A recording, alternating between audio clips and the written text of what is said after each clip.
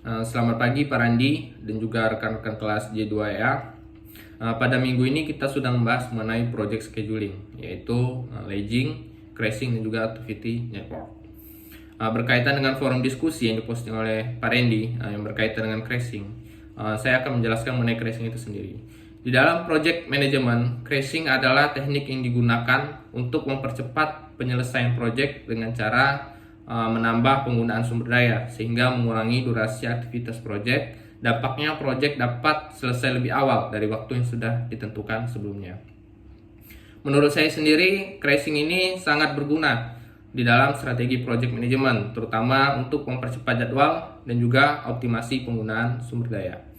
Saya ambil contoh yaitu pada pengerjaan proyek konstruksi bangunan. Nah, proyek konstruksi bangunan ini memerlukan waktu normal yaitu sekitar 480 hari, dan penggunaan sumber dayanya yaitu anggaplah 50 tenaga kerja pada waktu normal untuk menyelesaikan proyek ini.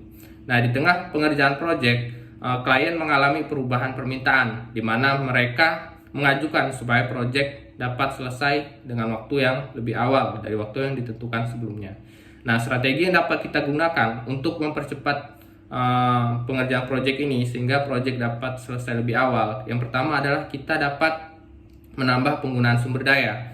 Kita dapat menambah tenaga kerja atau kita dapat menambah alat berat sehingga sehingga aktivitas di dalam proyek ini dapat selesai dengan waktu yang lebih singkat. Lalu selanjutnya kita dapat menambah jam kerja, tenaga kerja yang kita miliki. Nah, dengan begitu tenaga kerja yang kita miliki dapat menyelesaikan proyek dengan lebih cepat. Namun di dalam teknik mempercepat durasi proyek dengan cara menambah overtime, kita harus mempertimbangkan bahwa overtime itu sendiri juga akan berdampak pada penurunan produktivitas. Nah, di sini kita perlu menganalisisnya lebih mendalam lagi. Lalu selanjutnya yaitu teknik crashing ini dalam proyek konstruksi bangunan ini terjadi ketika kita mengalami beberapa keterlambatan pada aktivitas tertentu sehingga kita harus mengejar ketertinggalan dan mengurangi risiko keterlambatan proyek yang dapat menyebabkan kerugian karena keterlambatan proyek itu sendiri.